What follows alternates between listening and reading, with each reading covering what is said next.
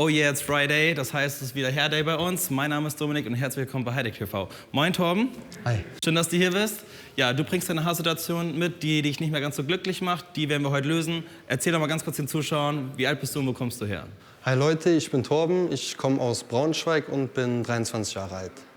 Braunschweig, sehr, sehr cool. Sehr schöne Stadt, nicht so weit von Hamburg, glaube 2 Stunden. Ja, 2 Stunden. Sehr schön. Ja, du hast vielleicht auch ein Haarproblem, dann bleib auf jeden Fall in dem Video dran. Wir lösen nämlich heute Torbens Haarsituation und ich wünsche euch ganz viel Spaß und dir sowieso mit Janet. Dankeschön.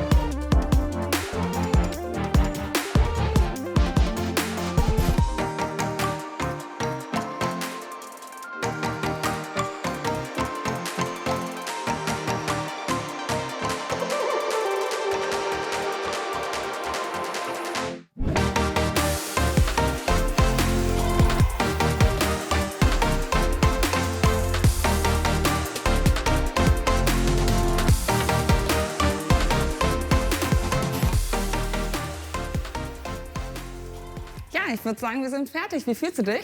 Mega, hast du sehr gut gemacht. Oh, schön. Ich sehe gar keinen Unterschied zu meinen normalen Haaren. Ja, ich habe gesehen, du hast gerade eben schon geguckt, um zu gucken, wo es anfängt und aufhört. Ja. Hast nicht gefunden, ne? Nee, man spürt es auch gar nicht. Ehrlich, ich bin sprachlos. Oh, schön. Ja, Leute, wenn euch das Video gefallen hat, lasst ein Abo da und ein Like. Und ansonsten sehen wir uns das nächste Mal. Ich wünsche ein schönes Wochenende. Wir wünschen ein schönes Wochenende und bis demnächst. Ciao. Ciao.